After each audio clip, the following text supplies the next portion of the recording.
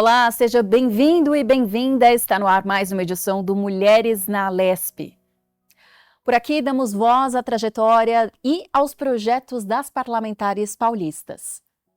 Vamos conhecer a nossa convidada de hoje?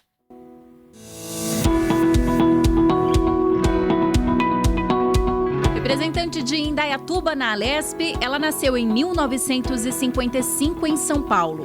Formada em administração, é esposa e mãe de 2 filhos. Em 2021, aceitou o convite de se candidatar à Assembleia Legislativa do Estado de São Paulo. Eleita deputada estadual com 59.342 votos, tem se destacado por sua atuação em 3 frentes principais: a defesa das mulheres e da causa animal, a promoção da saúde mental e dos direitos das pessoas com neurodivergências, além do desenvolvimento regional, com foco na educação, saúde, inclusão e infraestrutura. Dentro da Alesp, coordena a Frente Parlamentar em prol da saúde do sono e integra as comissões de defesa dos direitos da pessoa humana, defesa das mulheres, defesa das pessoas com deficiência e saúde. Como deputada, aprovou a lei que reserva vagas para pessoas com deficiência nos cursos técnico de nível médio e superior das instituições estaduais de ensino e a lei que assegura transparência nos procedimentos de saúde e na fila da Central de Regulação de Oferta de Serviços de Saúde, o Sistema CROSS. Clarice Ganem é a convidada do Mulheres na Alesp de hoje.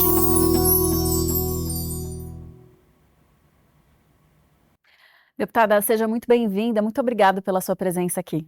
Eu que agradeço a participação, o convite para participar.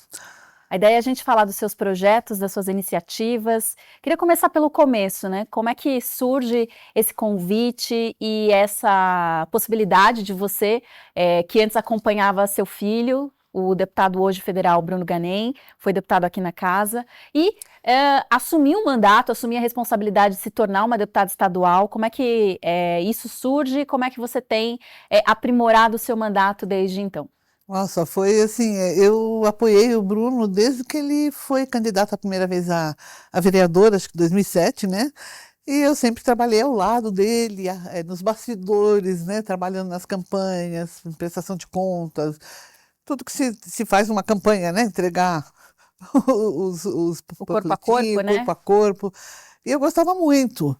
Aí, quando foi em 2021, acho que ele falou assim: você vai se candidatar a deputada estadual. Eu? Como assim, né? Ele falou: sim, você está pronta para isso. Eu pensei, mas por que não, né? Se eu gosto, né, do que eu estou fazendo, por que não ter as ferramentas necessárias para poder trabalhar? Né? E eu estou, assim, amando, né? Estou no 3º ano agora, né, do meu primeiro mandato. E eu estou gostando muito, porque você consegue, né, ajudar as pessoas, os animais, atender a demandas da população. E a sua região em Indaiatuba tem características muito fortes, muito marcantes.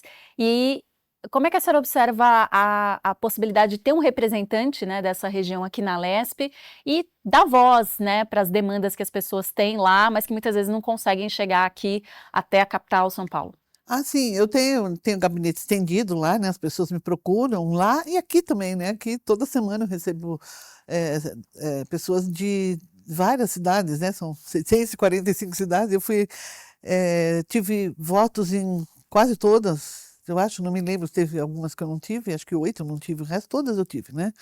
Então as pessoas me procuram e isso é muito bom quando você consegue, né, ajudar as pessoas, levar, ser a voz, né, das pessoas.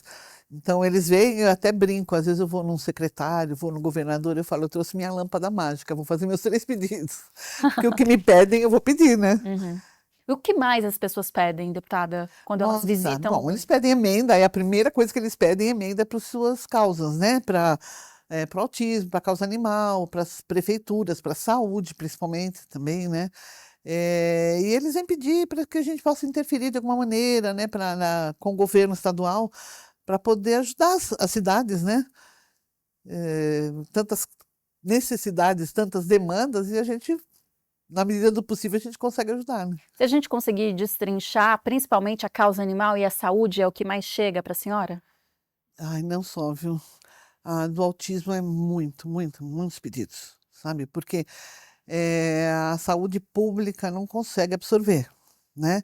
Tem muita fila de espera para se conseguir um laudo de uma criança com TEA, por exemplo, sabe? Então eles vêm, eles pedem, a gente tenta facilitar isso, né? Através de emendas a gente manda para ONGs que possam ajudar e absorver essa necessidade e a gente faz projetos de lei para poder facilitar a vida das mães atípicas, das famílias atípicas, né? Nesse sentido, e para fazer não só os laudos, mas depois continuar com o tratamento. Então, são muitos pedidos. Por falar em projeto de lei, você conseguiu, em parceria com outros parlamentares, aprovar 2 legislações super relevantes aqui na Lesp, que foi essa transparência, né, para a fila do CROSS. Como é que aconteceu essa proposta e como é que tem se desdobrado, né, a partir da regulamentação, enfim, da aprovação por parte do Executivo essa lei? Como é que tem se dado o contato com a Secretaria para, de fato, haver essa transparência, essa regulação das vagas, né, pelo CROSS, para as pessoas que buscam pela Sim, saúde pública? eu fiz o projeto de lei e foi sancionada pelo governador em, se não me engano, em agosto de 2023. Só que leva tempo, né, para as coisas se acomodarem e para a lei continuar, ela ser praticamente, vamos dizer assim, para tudo acontecer, para ser colocado em prática, para ser exigido, né, o que está na lei. E desde então, eu vivo cobrando, tá? Eu estou sempre lá com o secretário de saúde cobrando essa transparência, porque eu acho assim que não adianta a pessoa ter que ir num posto de saúde, num hospital, para poder saber qual a sua colocação na regulação, né, na fila do CROSS. Eu sempre brigo que eu acho que é importante que isso se tenha no sistema online, que a pessoa, lógico, não invadindo privacidade de ninguém, a própria pessoa, um familiar é que vai ir lá e conseguir isso. Já cobrei várias vezes, até sou meio chata para isso, né, para cobrar. E a última vez que eu estive com o doutor Eleus Spaiva, ele falou, não, já estamos encaminhando. Aí, logo na semana seguinte, já saiu um app, né, no gov.com.br,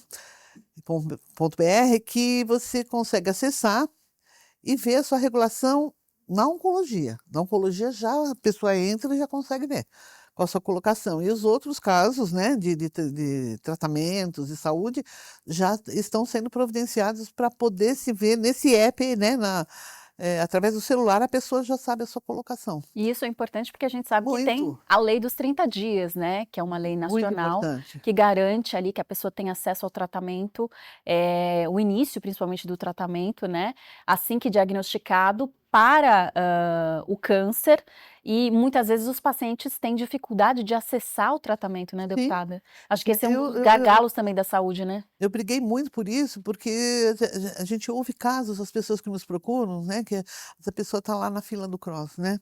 Então está com o seu paizinho, sua mãezinha, seu parente, seu familiar com câncer, esperando por um tratamento. Aí demora tanto que quando ligam, falam, olha, seu pai está sendo chamado para começar a quimioterapia, já morreu, sabe? Então a coisa estava muito difícil. Principalmente para tratamento, para pacientes oncológicos, né? E lógico, outras também, cirurgias, ortopedia, que é uma fila imensa, né? Sim. Então, e hoje acho que facilita, tendo o acesso à sua colocação na fila do CROSS, as pessoas já se preparam, né? Poxa, eu sei que eu vou daqui a uma semana fazer uma cirurgia. E antes não conseguia, às vezes ela pega de surpresa, né? Fala, Sim. sua cirurgia está marcada para amanhã. Ah, como, né? Então, agora com a transparência fica muito mais fácil, né? E qual é a expectativa? O que que a gente pode esperar que a Secretaria de Estado da Saúde está preparando, né, para fazer de fato a lei aqui aprovada pela Lesp ser de fato implementada no Estado? Já está, né? Tanto é que já começou com a oncologia, já está lá já tem um app para poder acessar, né? E ele me prometeu, né, que isso está sendo feito aos poucos. Existe também a regionalização da saúde, né, que ele fala muito, para poder encaixar as necessidades, né?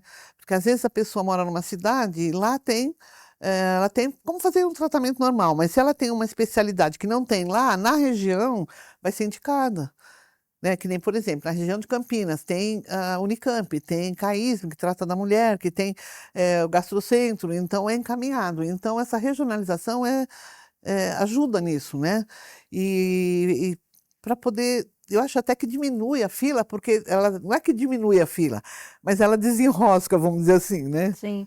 Queria ainda continuar falando sobre saúde, porque agora a gente está vivendo tempo de discussão com a população através das audiências públicas do orçamento, né? Os deputados da CFLP indo até as cidades, e a grande demanda que vem quando a gente vê as pessoas usando a tribuna para falar é sobre a questão da saúde. Os pequenos municípios demandando, né, de atendimento, essa questão também da transparência, da pessoa às vezes precisar de um tratamento em que ela vai para uma cidade distante, né, de onde ela vive, enfim. Nesse sentido, a saúde da mulher também acaba sendo uma demanda bastante presente. Como é que tem sido as suas reivindicações, né, em relação à saúde da mulher? Por exemplo, eu sei das carretas da mamografia, que é um projeto que a Secretaria tem se empenhado Sim, a bastante. Secretaria da Mulher, né? Isso. Através Queria que você pudesse falar um pouco como é que acontece também essas negociações para levar a carreta, né, para as regiões, para esse atendimento mais presente com as mulheres. A Valéria Bolsonaro me procurou, né, na época que ela começou com a carreta, eu achei maravilhoso, logo já aderi ao projeto, já fui, né, assim, ver de perto, né, a carreta chegando na cidade, em algumas cidades, né, e é muito importante, porque, poxa vida, né, mais do que necessário se fazer uma prevenção, sabe, porque o câncer de mama, se não for tratado, pode matar, né, assim como qualquer outro. Agora, se for detectado a tempo, às vezes é um pontinho ali, através da mamografia, pronto, faz o tratamento, né, e tem cura, tá. Agora, se não tem, se isso não é feito com tempo hábil, a pessoa quando vai ver já não dá mais tempo, já o câncer tomou conta. Então eu participo sim dessas carretas e ela vai em locais que às vezes o SUS não está conseguindo dar conta. Sabe, olha, tem uma fila imensa para fazer mamografia. Aí vai a carreta lá, ela é toda preparada, sabe, bem organizada, e as pessoas fazem, e se caso tenha algum problema, é encaminhado para tratamento, então isso é muito importante. É um apoio primordial para o tratamento precoce, né, para o Sim, diagnóstico precoce, ou melhor. E agora saiu uma portaria do Ministério da Saúde que revisa, né, a idade das mulheres buscarem pelo atendimento para mamografia, porque os casos de câncer em mulheres muito jovens estão aumentando no Brasil, né, sim. deputada? E isso é uma preocupação, inclusive, para a saúde E já faz pública. algum tempo isso, viu? Meu Sim. pai faleceu em 2014 e eu trazia ele para no AC Camargo, de Indaiatuba para cá, para fazer radioterapia todos os dias, segunda a sexta. E tinha tantas meninas lá, sabe, lindas, jovens, com aquele lenço, porque estava fazendo químio, estava fazendo rádio e perdi o cabelo, né? Falei, nossa, eu não sabia que dava, e meninas tão jovens, Sim. sabe, Mulheres, inclusive, com de menos de 30 40 e anos. poucos anos. Isso mesmo. Né, porque fala: "Ah, não, deixa para fazer mais para frente". Não, não deixe não. E a gente faz campanha, faça, o acompanhamento, faça é melhor prevenir do que remediar. Mas se o governo não consegue suprir, então esse tipo de atitude, né, das carretas, maravilhoso, porque vai acoplando, né, e vai ajudando a diminuir as filas. Até as campanhas de conscientização, né, Sim. deputada? Não adianta só conscientizar se ela vai lá para a fila e fica lá na fila do Cross, vai para Uhum. fazer um exame que a fila está imensa. Sim. Em relação ainda à saúde, a senhora participa ativamente da comissão aqui da Lesp que trata desse assunto, é relatora inclusive de vários projetos. Como é que é esse trabalho, e como é que você foi se acostumando nesses últimos 3 anos a esse trabalho legislativo intenso, né, de avaliar projetos, obviamente com o apoio da sua equipe, mas de avaliar projetos, de fazer relatoria, de reivindicar, né, questões que estão ali, de outros deputados e que talvez a senhora precise de tempo para poder entender e dimensionar, né, o avanço ou não desses projetos aqui. Conta mais pra gente como é que é esse bastidor das comissões. Olha, as coisas acontecem tão assim, sabe, tão rápido, que se eu for lembrar lá atrás, quando eu comecei, meu primeiro dia aqui, que eu assumi, né, tomei posse como deputada, o tempo voa, né? Uhum. E muitas coisas acontecem. Eu conto muito com a minha equipe, né? Tem a doutora Marcela que me ajuda muito nisso, né? Com relação a poder avaliar, né, os projetos de lei, a me ajudar a montar os nossos projetos de lei. E quando vai para as comissões também ela me ajuda, porque ela fala, vamos avaliar, vamos ver o que é melhor, se a gente vai votar a favor, se a gente vai votar contra, se a gente vai fazer alguma emenda, se a gente vai aderir, ou fazer relatoria, né, no caso, tem que aprovar ou não, né? Então, acho que assim, eu acredito assim, as coisas acontecem em pedacinho, né? Ela começa aqui e ela vai passando por um caminho. Qualquer projeto de lei é passado pelas comissões, as comissões temáticas, até chegar na última, ela foi aprovada, vai para plenário, para depois ser votada para o plenário, um projeto de lei, e depois que ele foi aprovado, ele vai para a sanção do governador. Então as coisas vão caminhando assim, sabe? Não, não são muito rápidas, né? Mas são efetivas. A gente vai fazendo com que sejam efetivas, que funcionem. A senhora sempre participa das agendas do governo, principalmente relacionadas à saúde? Muitas. E sempre está com o secretariado discutindo isso, porque o que eu queria te questionar é esse balanço, né, entre o trabalho de um parlamentar que ouve a demanda na rua, traz aqui para dentro, torna isso uma redação capaz de passar nas comissões, capaz de negociar com outros deputados para, de fato, aprovarem, né, votarem positivamente para o projeto avançar, mas depois que a lei passa pelo plenário, né, tem todo um trabalho também de fazer a regulamentação, como essa que a gente estava falando sobre a transparência no CROSS. Como é que esse trabalho de formiguinha vai acontecendo, Olha, deputada? eu já fui várias vezes atrás do governador, falar, pelo amor de Deus, esse projeto tem que ser sancionado, sabe? Porque às vezes teve um caso, eu não me lembro qual foi, de saúde, que acho que teve um mal entendido lá na hora, né? E falou, não, não vamos aprovar esse projeto, sabe?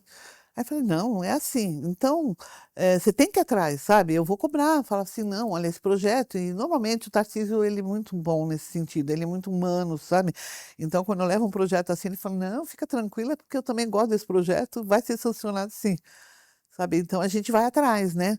Não dá para só ficar esperando, sabe? Falar, eu fiz o projeto, deixa lá o barco correr, não é assim que funciona, não. Sim, e nessa toada ainda há sua participação em outras comissões aqui da Lespe, né, e como é que você consegue se desdobrar, porque são assuntos diferentes, né, Então, mas são assuntos próximos às defesas que você trava, não só aqui, mas pelo estado inteiro. Então, eu participo da Comissão das Direitos das Mulheres, das pessoas com deficiência, da saúde e da meio ambiente, né, por causa da causa animal. Aham. Recentemente, esse ano, no começo, acho que eu entrei em duas, que é de pessoas, os direitos das pessoas e da transparência, assim, né, de decoro parlamentar. Sim. Não me lembro direito como é que é o o nome dessa comissão, né? Eu ainda não participei porque eu entrei como suplente, então dessas duas eu ainda não participei. E tem isso, né, tem as É, comissões de membro efetivo, né, quando o sim, deputado das está outras eu efetiva, sou efetiva, então, e as suplentes, que é quando o deputado supre ali a ausência de outro exatamente. parlamentar, né. Se o titular não pode ir na reunião, o suplente vai. Mas normalmente a gente vai é complicado, porque precisa dar quórum, né? Sim. Se não tiver o número certo de deputados lá na hora, não dá quórum, pronto. Aí a reunião não acontece, aí tem que marcar uma outra semana, sabe? Então é bem complicado. Mas a gente vai lá para justamente para ajudar, né? Porque aí os deputados se ajudam entre si. Ele fez um projeto de lei, ele vai passar nas comissões e os outros deputados vão avaliar se é viável, se não é viável, colocar alguma emenda, modificar alguma coisa, né? E então é um trabalho de formiguinha mesmo, meio difícil, Bastante, mas funciona. No funciona. final, lá na frente, vai funcionar. Funciona. Não à toa, houve a aprovação já de 2 projetos, o que para um parlamentar a gente sabe que é bastante coisa, você conseguir aprovar um projeto e fazer de fato a lei se tornar, efetiva, né, ser sancionada e de fato chegar a ser regulamentada e se tornar uma prática mesmo para o estado. Nesse sentido, deputada, eu queria já começar falando um pouco sobre a defesa das pessoas que têm, algum tipo de deficiência, as pessoas que vivem, com uma condição neurodivergente, porque também é uma defesa da Sim. senhora. É, E eu acho que nesse momento a gente vive com um pouco mais de sensibilidade em relação às mães atípicas, que são mulheres, que abdicam da sua própria vida, das suas carreiras, para cuidar dos seus filhos, e da família de uma maneira geral, que vivem com algum tipo de deficiência, enfim, principalmente os filhos, né. Como é que surge, essa defesa né, na sua vida, no seu mandato, e como é que isso é relevante para trazer, de fato, a vivência dessas mães, para a gente conseguir construir isso através de políticas públicas? Bom, eu comecei, né, na causa autista, foi curioso, o Bruno fez aquele projeto de lei para contra fogos de estampido, que hoje também eu estou correndo atrás para ajudar né, no cumprimento dessa lei, né? E aí algumas mães me procuraram dizendo, olha, não são só os animais que sofrem, meu filho é autista, ele sofre muito quando ele escuta fogos, né? Teve uma que falou assim, meu filho demora, ele se desregula quando ele escuta fogos e ele demora 6 meses para voltar ao normal. Aí eu falei, puxa vida, que é um absurdo isso. Aí eu comecei a trabalhar em cima disso. Antes mesmo da minha campanha, eu levei 140 mil assinaturas, um abaixo-assinado para a Secretaria de Educação, para a Secretaria de Saúde, para o governador, sabe, buscando, a princípio, tratamento, né, para pessoas com TEA, para crianças, não só crianças, mas principalmente, né, com TEA, e para a capacitação de professores na rede estadual, para poder cuidar dessas crianças.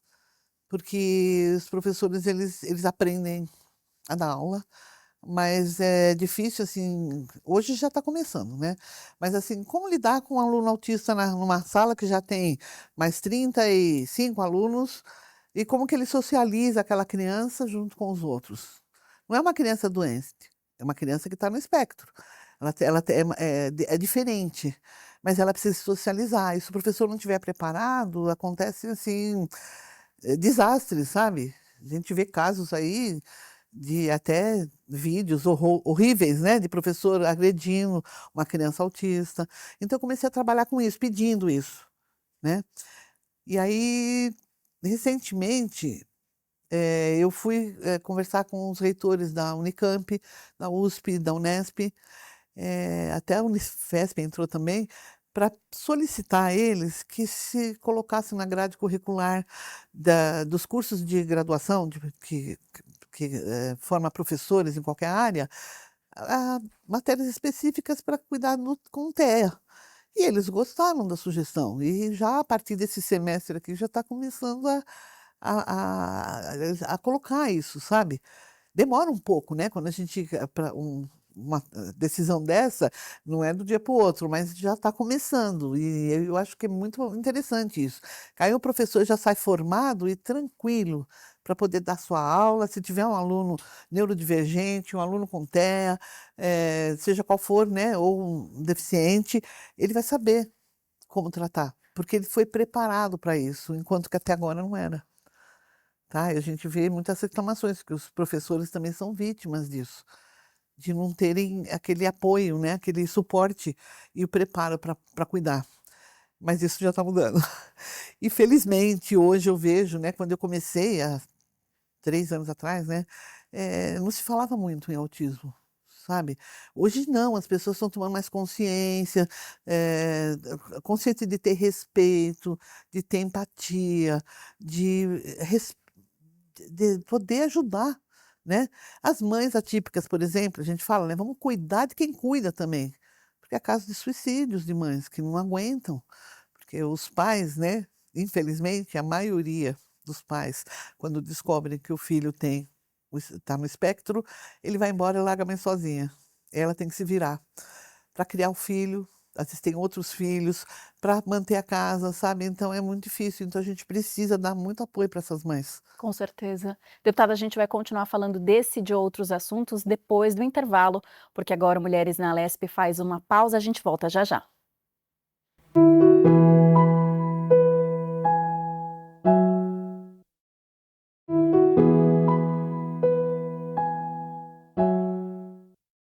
Estamos de volta com Mulheres na Lespe, hoje conversando sobre os projetos da deputada Clarice Ganem, do Podemos. Deputada, a gente falava sobre a causa autista e as pessoas neurodivergentes. Queria que a senhora pudesse falar um pouco mais como é que foi a aprovação e também a sanção, né, toda essa tratativa com o executivo para a lei que reserva vagas para pessoas com deficiência em cursos técnico de nível médio e superior em instituições estaduais de ensino. Como é que se deu toda essa tratativa? Você falava sobre a formação dos professores, agora a Sim, possibilidade da reserva de vagas para essas pessoas, né, que vivem com algum tipo de deficiência. Como é que é isso? sim, eu acho que com a ideia acho que surgiu nessas reuniões com o Unicamp, com reitoria, e tal. A gente pensou: "Poxa vida, né, tem, cotas para várias causas, né, por que não ter essas cotas para as pessoas com deficiência? Para elas poderem competir, em igualdade de condições", né, porque às vezes uma pessoa que tem uma, seja qual for a deficiência ou neurodivergência que ela tem, ela fica, assim, é mais difícil para ela concorrer com pessoas que têm muito mais possibilidades, muito mais chances, né, de entrar numa universidade ou num curso técnico estadual. Então a gente fez esse projeto de lei e felizmente, né, o governador aprovou, e eu até acho que eu fiz um vídeo aí que eu agradeci a ele, ele falou: "Não, foi muito bom". Eu acho que foi uma boa iniciativa isso. E vamos em frente, sabe, porque demora um pouco, né, eu acho que como a lei da transparência do CROSS, até ela se acomodar, até as instituições se adaptarem à lei, acho que vai até uns 2 anos, tá. Mas uma hora vai acontecer que vai já começar a entrar nos trilhos, vamos dizer assim. E aí essas pessoas elas vão ter mais oportunidades para poder entrar numa universidade e depois competir no mercado de trabalho, tá, porque isso é importante, tá, porque se ela não tem as mesmas chances que as outras pessoas, como que elas vão entrar no mercado de trabalho e competir? E se ela tiver aquele preparo, ela conseguiu se formar numa universidade, tem um nível superior, se profissionalizou, ela vai ter mais chance na hora do emprego. Com Então acho que é certeza. muito importante. Com certeza. Isso que a senhora fala sobre a fase de adaptação, né, de implementação de fato da legislação, que leva aí mais ou menos 2 anos, é muito interessante de você pensar que são 2 anos de muita sola de sapato gastada entre Sim, o Palácio 9 de Julho e o Palácio dos Bandeirantes nessa negociação, nessas conversas com as pessoas, obviamente, para construir o projeto, mas são propostas que quando tornadas leis, elas são, o Estado de São Paulo aprovou, é uma lei, precisa ser cumprida, né, exatamente. não é uma proposta de governo que permanece ali por um tempo e depois Não é só não. uma sugestão, é uma lei, ela tem que ser cumprida, Isso. né. Isso acontece com todas as leis, né, a gente enquanto legislador, enquanto parlamentar, a gente procura fazer as leis para beneficiar as pessoas, os animais, todas as causas que a gente acredita, né. E aí quando a gente consegue aprovar uma lei nossa ser sancionada, é uma vitória, Sim, porque mesmo que não aconteça amanhã, uma hora vai acontecer. E como era antes? Antes não tinha. Né, sim, antes não existia, então, como a lei a gente vai falar depois sobre a proteção dos animais. sim. Vamos entrar nesse assunto já, Hã? deputada, porque assim como as pessoas com deficiência, a gente foi mudando até as nomenclaturas, né, hoje a gente não usa mais o termo, necessidades especiais, É, né, tudo isso foi mudando ao longo do tempo e a gente acho que conseguiu leis mais consolidadas para tratar especificamente, por exemplo, da causa autista. Com a causa animal também foi assim.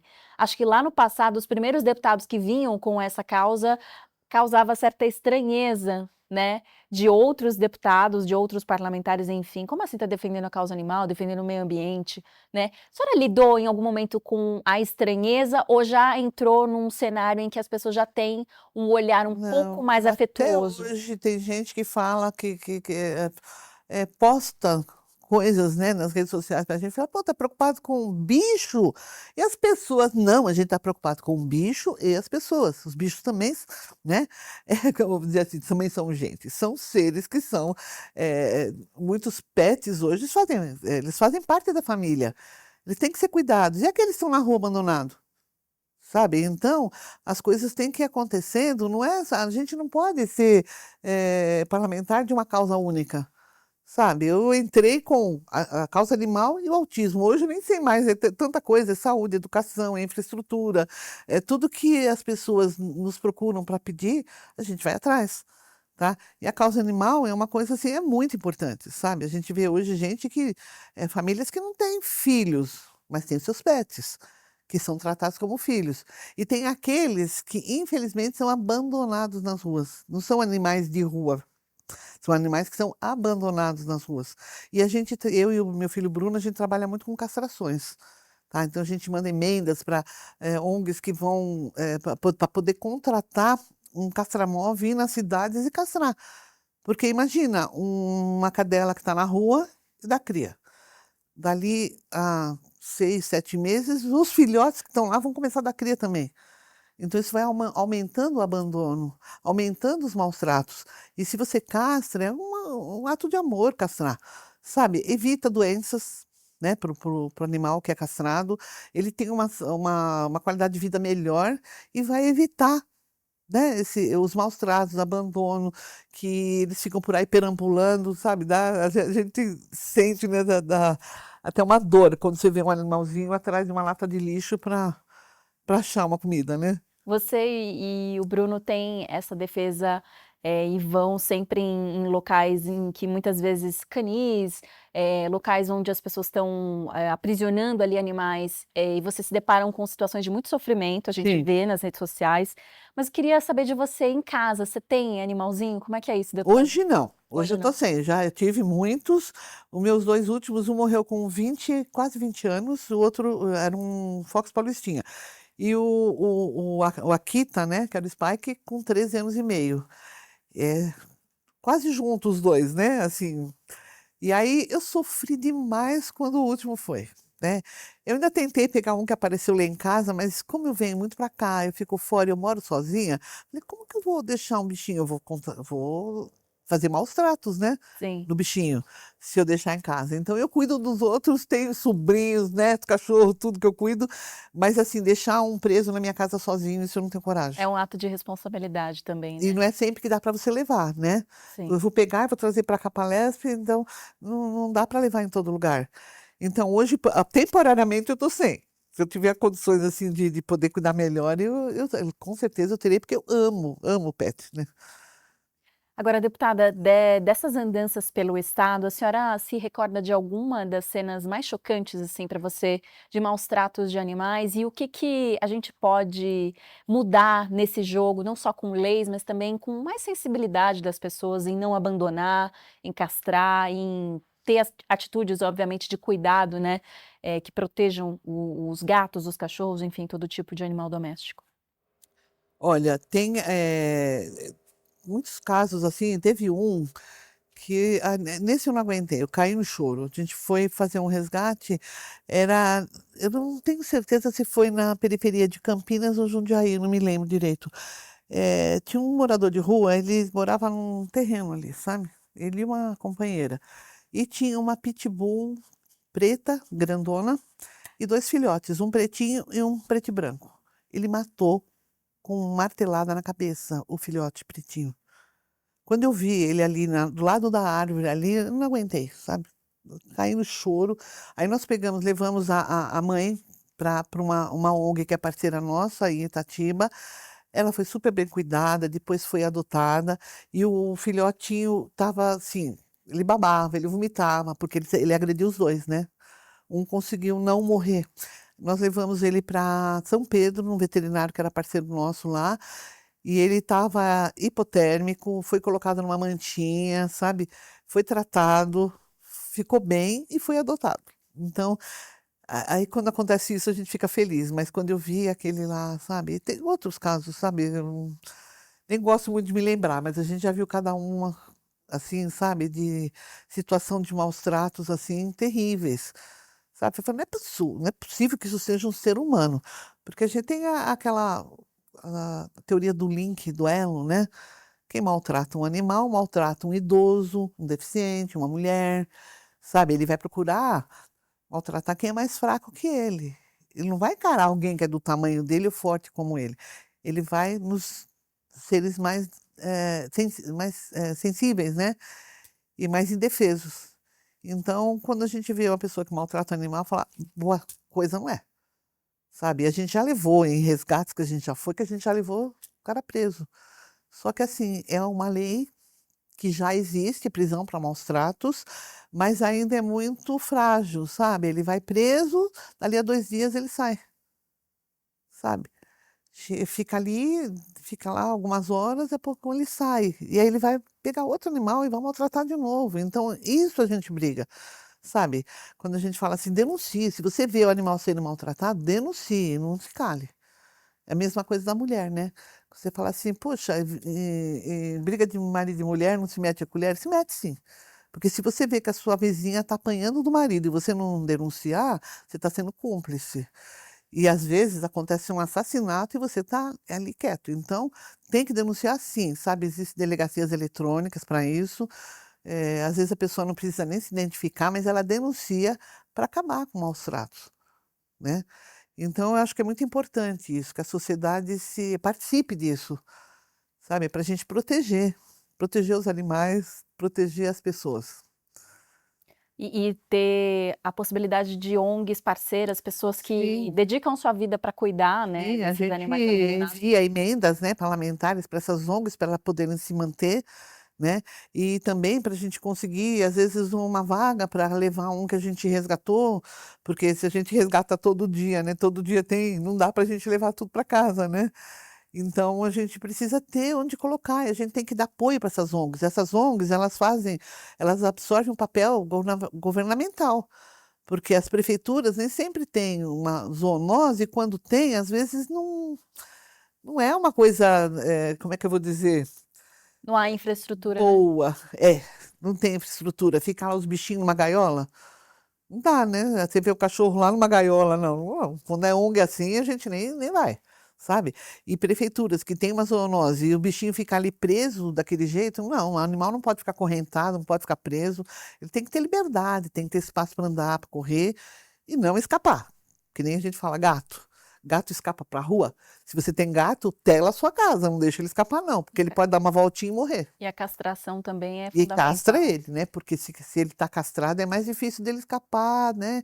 E ir para a rua e sumir. Eu sou muito fã de gato. Ah, eu tinha lá na casa que eu morei, agora, ó, antes a última casa que eu morei, tinha dois gatos ali na rua, que eles chegaram ali, e eu e minha vizinha a gente cuidava. Punha eles para dentro e eles saíram, sabe? Castrado. Sim. Ela castrou eles. Mas a gente cuidava deles lá, sabe? E eles vinham, esses são muito carinhosos, né? Eles vêm já se esfregando. Ele fala, eu quero carinho, eu quero amor, sabe? Então, quem consegue uma pessoa olhar para um serzinho desse indefeso e maltratar, bater, matar às vezes, né? É por isso que a gente precisa de punições mais severas, né? Precisa, prisão mesmo. A gente faz campanha, prisão para maus tratos. Maltratou, vai em cana. Vai preso, porque aí você vai ver. Muito importante a gente falar desses assuntos, deputada. Queria agora passar um pouquinho para as questões regionais, para falar um pouco lá de Indaiatuba e de outras regiões que a senhora acompanha. Eh, Existe a possibilidade de uma demanda que é presente, que é a construção de um batalhão do Corpo de Bombeiros, é Sim, isso, para a região? Queria que a senhora pudesse falar o sim, a quanto é. gente fez um projeto, o Bruno, né, ele destinou uma emenda de 3 milhões, eu destinei 500 mil e o Ricardo França, uns 500 mil, que é do Podemos também. Só que quando chegou na nossa, a emenda lá, ela foi simplesmente impedida tecnicamente. Eu falei, como assim? Impedida tecnicamente. Houve um engano lá e a pessoa que foi avaliar falou, não, mas 500 mil não dá para construir. Eu falei, lógico que não dá. Mas se juntar eles com os 3 milhões, dá, Uhum. porque o Corpo de Bombeiro, é uma sede nova do Corpo de Bombeiro, porque a gente tem um lá no Central e tem bairros muito distantes que, quando acontece um acidente longe, fica muito difícil. Imagina no horário de rush, um resgate vai, chega lá, não dá mais tempo, né? Então a gente pediu, aí teve até conseguir burocraticamente a doação de terreno pela prefeitura, demorou tudo, mas agora, felizmente, já conseguimos o terreno e dá para construir também um prédio para a corporação da polícia, que eles pagam aluguel lá, né? Então vai ser provavelmente no mesmo lugar, terreno grande, né? Eh, Essas duas corporações. E aí eu fui atrás, né? Falei, como assim? A verba não pode ser impedida, não. Eu fui com o secretário de RIT, né, da Segurança Pública, consegui reverter isso. Então a emenda vai ser disponibilizada, já está disponível. Agora é aquela uma questão de tem fazer licitação, tudo, mas já é realidade, já vai Tem uma construir. previsão de quando deve ser inaugurado? Não tem, não, porque ainda não começou a construção. Tá. O que demora um pouco é a licitação, o projeto, né? Mas agora já está tudo certinho, está tudo, as emendas disponíveis, o terreno já está lá. E o Corpo de Bombeiros nunca foi tão necessário nesse momento de crise climática, né, deputada? Nossa! Com forte chuva, forte vento, Hoje mesmo o resgate. tenente do Corpo de Bombeiros de lá me ligou, porque teve um incêndio ali na Croissant Companhia, uma empresa lá no Distrito Industrial de Indaiatuba, e destruiu, né? E ele falou, a gente viu como que a gente está desequipado, sabe? A gente não tem estrutura para poder atender um incêndio de grandes proporções. Aí veio Corpo de Bombeiro também de Salto, de tudo, para poder ajudar, né? E aí é lógico que ele veio pedir mais, né? Precisa de viaturas, precisa de equipamento, precisa de efetivo, porque eles sofrem, viu?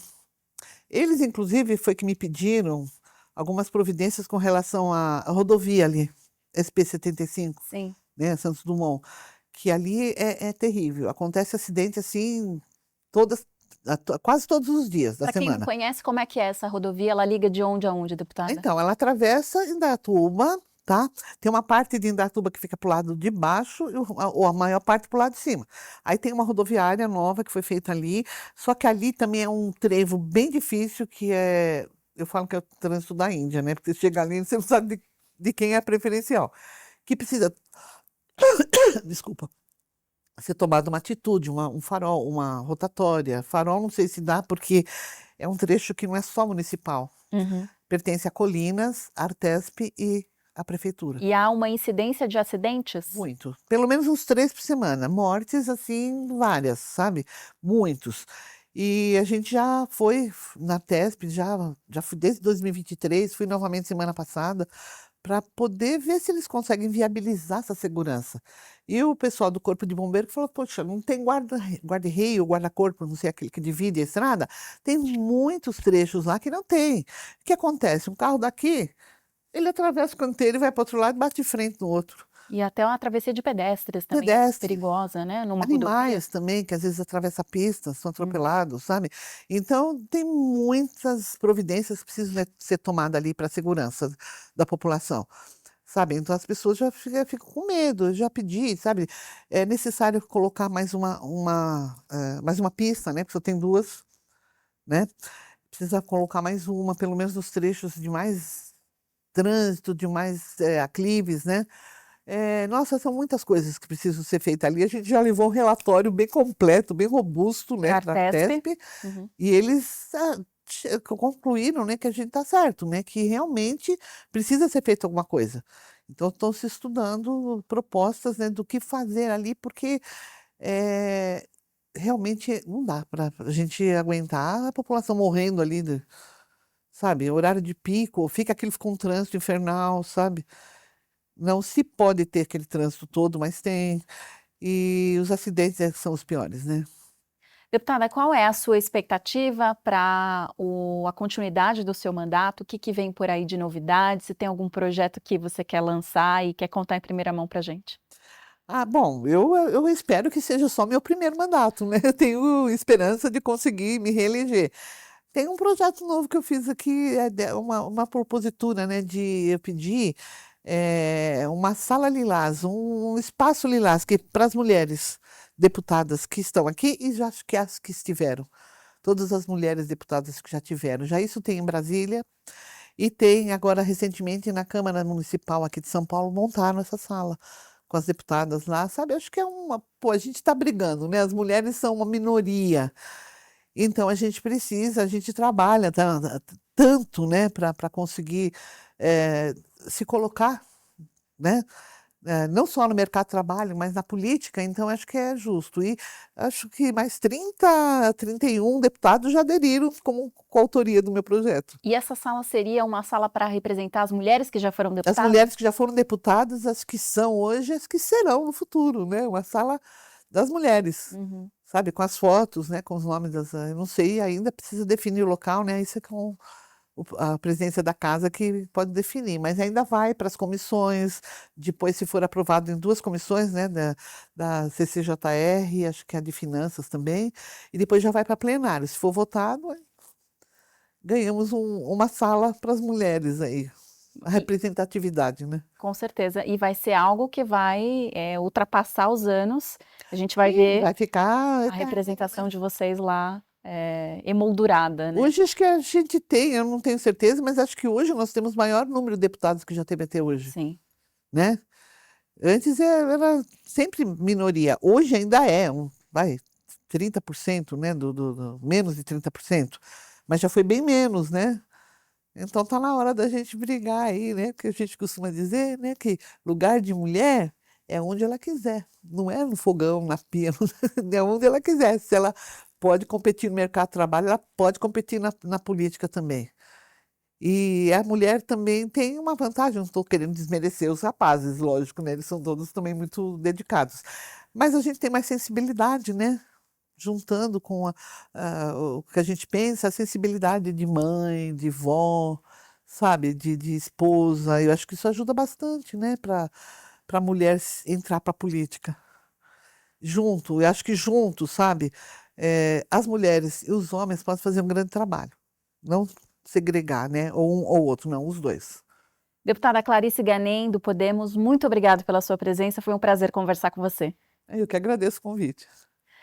Essa edição do Mulheres da Alesp vai ficando por aqui. Agradeço a você imensamente pela presença e também pela companhia neste programa. Lembrando que esse e outros conteúdos você pode ver no nosso canal no YouTube. Até o próximo Mulheres na Alesp.